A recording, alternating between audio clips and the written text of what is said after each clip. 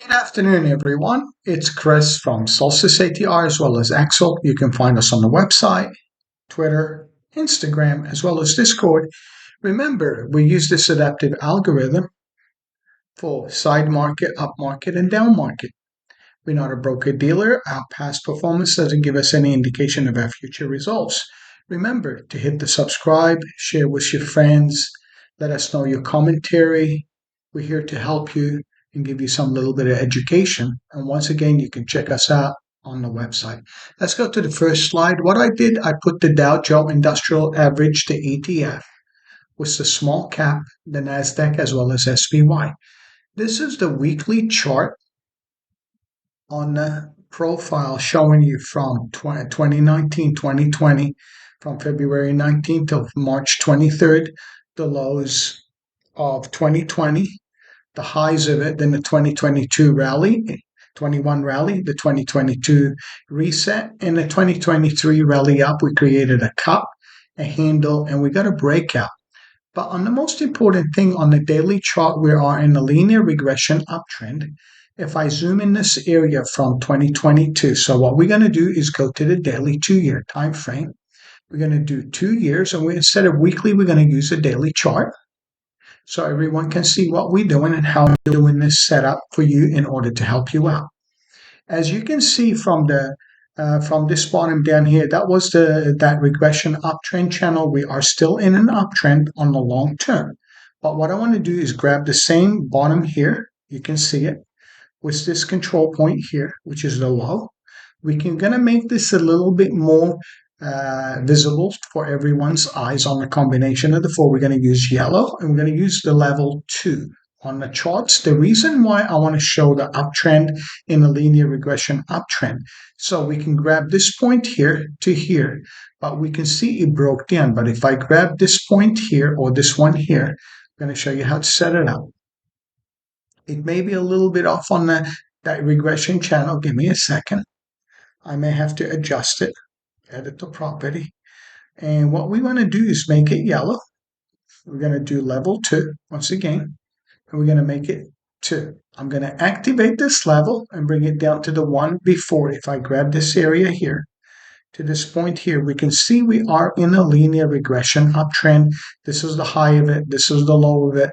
There's a midpoint. If I duplicate this chart and I go duplicate the drawing and I grab this upper or lower drawing, I can put a center of gravity between the highs and lows of the high upper regression channel, which is the LRC, and the bottom one. And we can see where the midpoint, even coming back, and we're going to make this color purple, or we make it a different color. We make it into baby blue so everyone can see it. We make it solid. And we can see that that's the center of gravity. After the breakout, we had this gap up here. If I zoom in this area, we can see that this gap from here to here, we had that nice professional where we're consolidating. We fell down, tried to go back, couldn't clear this gap. You can see here, we fell back down, came back up, we gapped here, we consolidated in this area, and eventually we finished the gap on a rally up in 2023. We had this high for the year, and I can know that the low in October low was down here, and we continued higher on the breakout of that cup. But we do have this gap here, and we have this consolidation here. Even coming back to the F3, which is the 38.2, that's resistance.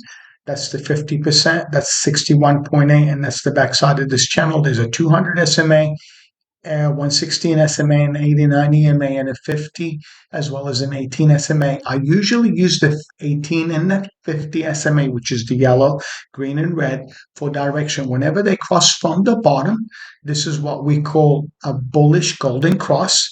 When they cross from the top, it's called a bearish cross, a death cross.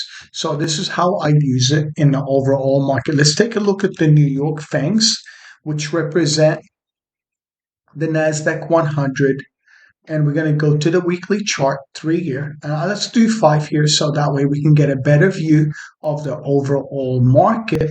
Since that rally here, the push, the reset, we created a cup, which we can consider an oval. I can do an oval just to show you how it looks like. This is the cup of it. This is the handle of the cup. and we rallied higher. What is the most important thing here is I'm going to show you how to use a Fibonacci on this setup from the January low to this high here in December. Okay. What we're going to do is grab a Fibonacci, this fib here, grab the bottom of this candle, and this top here isn't here. This is the December high. We can see we extended above the 23. This should be the 123 and the 138. But if I do this a little bit vice versa, or I remove it and I draw from top to bottom, I wanted everyone to see it. So the extension for the 161 is a little bit higher, but I don't have it set up that way. So what I want to do in this area, remove it. And what I want to do is grab this last little area of breakout from this low to this high, or from this one to here, to show you the breakout on the setup. We've reached the 161. Does the market has to continue? It can, but we cannot continue on the New York FANGs that represent the overall. They don't represent the overall market, such as Apple, Amazon, Google, Meta, Microsoft, Netflix, Tesla, and so on.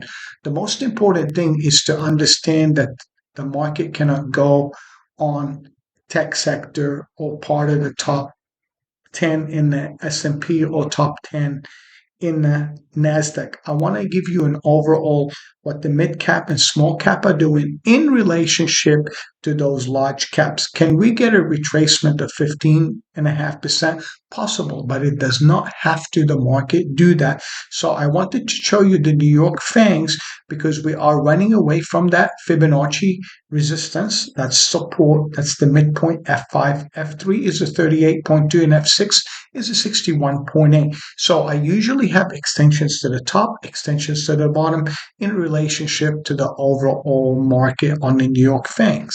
So if I look at the MRV and I put cap, I can go pick up the S&P 500 mid cap, and I can get a better view of the overall market on the mid cap. We can see that we've been after the 2021 rally. We have not been able to take this up above. We're retesting the 2022 highs. This was the low of it. We had a double bottom in June, and we had a double bottom in September.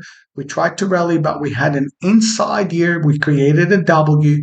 We pushed up, we came back, retested the breakout of this consolidation here, and trying to push to create a push in the mid cap. I want to show you as well the small cap, which is the IWM.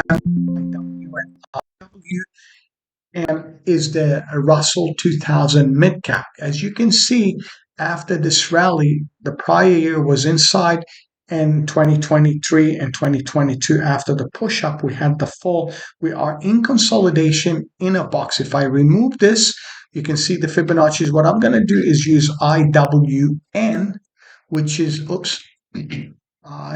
IWN instead of the M. That's the Russell 2000 value. You can see in relationship where the lows were, the highs, the midpoint of it, which is that great. We retested it a couple of times. We're trying to rally. This is a very important box. Pay attention to small cap if things are going to start to change in the market to give you an overall move up. And what I want to do is use the micro BTC or GBTC. I'm going to use micro BT. This is for Bitcoin. And what I wanted to make sure that everyone understands that the Bitcoin, that rally here when it reached that 67.5, 67.6, I called a short here. It consolidated, tried to look up. It created like a shoulder. I'm using the micro BT because the other one has too much Fibonacci's. We consolidated for a while. We fell back down. We consolidated in that up linear regression channel. You can see, and we broke out of here. We retested the breakout of this consolidation in this gap here and rallied higher. We are in consolidation. Pay attention to the 48,000 area, 47.5, and if the 49 holds, in order to continue higher and fill this area here that has been touched. You can see it because these three candles were the what we call soldiers coming back down. So I want to pay attention that this area will be breaking up in order to continue. We are at the 123%. You can see we're in consolidation above the 0 and the 100 prior year range in the Fibonacci's.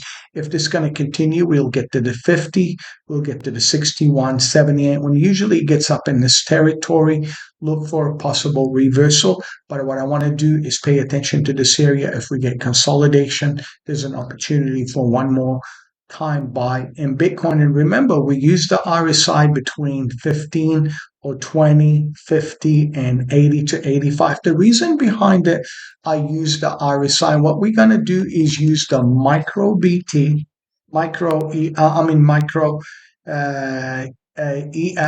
And the reason why I wanted to show the micro ES, you can see on the weekly chart, we've done the linear regression channels before in the videos.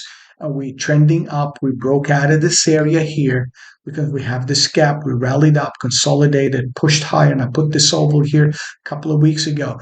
Is this reaching exhaustion? The SSP, the S&P 500 is a little bit more stronger than the NASDAQ, and I want to go to the micro NQ. And what we're going to do is break it down in details, and that would be the last one for today in the overall market. You can see that in that cup that we created. This is the hand of it. This is the roundness of it. This is the cup. This is the breakout. If I zoom in here, we can see where this gap is in the micro. At the same time, we had this consolidation here, the look down, rally back up, break out, retest this area, double bottom, rally higher. I do have these channels here. What I want to do is remove them, and we're going to work them out on the daily and the 4-hour charts. We're going to remove this here as well. You can see that at the bottom, I have this linear downtrend channel that the machine did for us. Remove the drawing. These auto channels migrate automatically in the Fibonacci's, migrate automatically on our charts, whether we do it on the daily, 4-hour, or whatever. So let's go to the daily chart.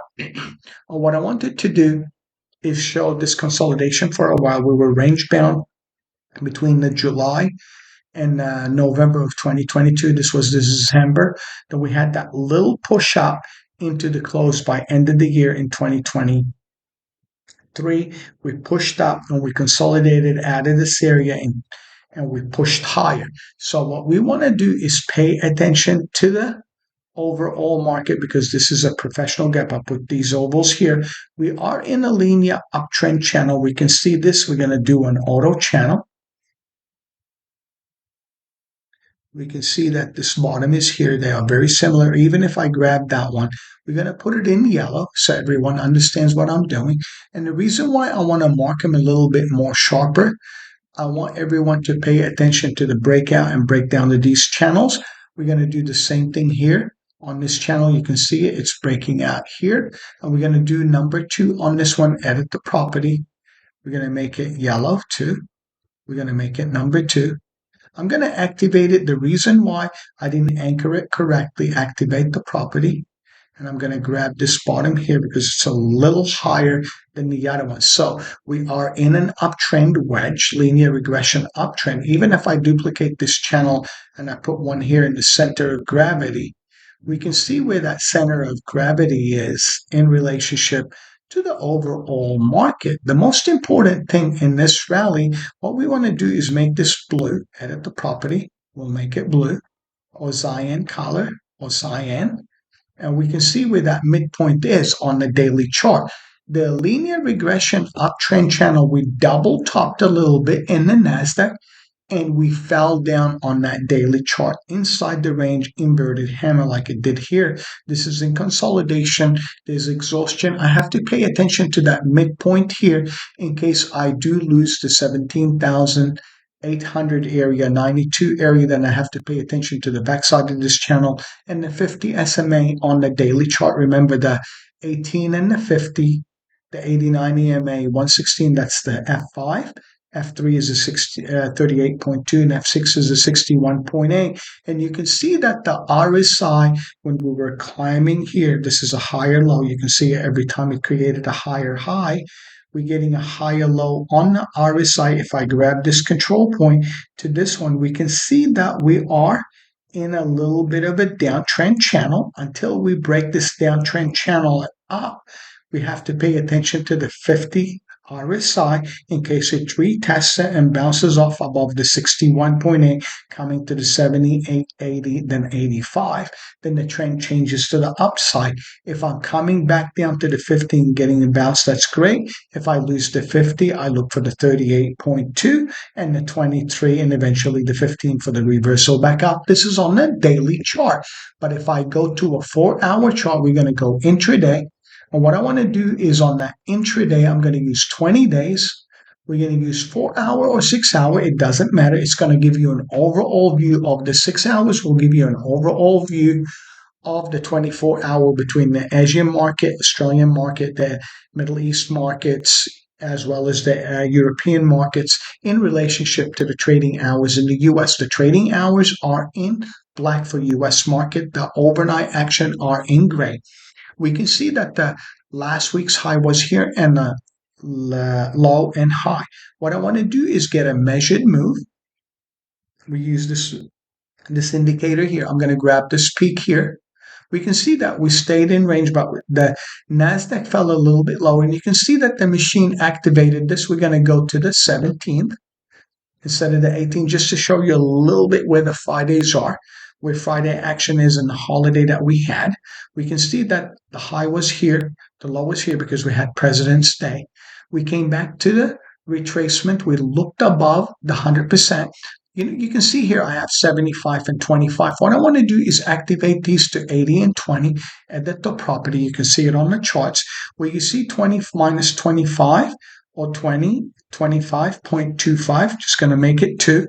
And the one that says 0.75, I want to make it 0.8. So you don't have to do the clouds. So we can adjust it. I got extensions from the 0, minus 1. From the 1, I got to 2.0. So this is the extensions to the top. It gives me an allowable level to understand where the extensions are above or below. Usually when we test at 80 to 100%, usually we get exhaustion or a breakout at the same time between the 0 and 20, either support or resistance, or we get a breakdown to the bottom. And these are the extensions to the bottom in case we do end up falling further down, or in case we reverse back into the 0 line and breaking out to the top and the backside of this linear regression channel. The most important thing is to pay attention to the levels. And what I want to do is automate this a little further back, edit the property. And the reason behind it, instead of using 17, I'm going to go back to 0.1. Okay, the reason why I want to go back a little bit longer to show you the overall range in case, because this was the consolidation, then the breakout, look to retest halfway, bounce off, come back in, rally back up. So in case we do fall to F5 and find support in this consolidation, this is the mid-range of this area where we got the retest and the breakout, retest, breakdown, and rally up. If the sentiment changes in the market, pay attention to the midpoint range of the linear regression channel. Remember, we have this uptrend, we have this downtrend, which is in an uptrend, and you have that midpoint of it. Remember, there's a 20% here, there's an 80% on the top, and vice versa if we duplicate this to the bottom. So let's go back to the weekly chart so you can see the overall range and the reason behind that. I'm not bullish or bearish. We trade what we see on the charts, and the RSI, there's a little bit divergence to the downside. So if I go back to the 4-hour chart like we did earlier, we go to that 20-day and go to 6-hour or 4 hours, it's going to give me an overall view of the RSI. You can see it every time it created a high. This was a lower high, then we fell down and we broke up again. Coming back down, I got to pay attention to that 50 and that 61.8. You can see the RSI sitting at 59.6. In case it breaks, I'm going to look for the 38.2, 20% for a bounce back up, and vice versa on the charts. I hope this video was very helpful. If you have questions, please check us out at Solstice ATR. Get in contact with us. Give us your commentary. Subscribe to YouTube. The weekly video is for free. It's available for you. So take care. Over and out.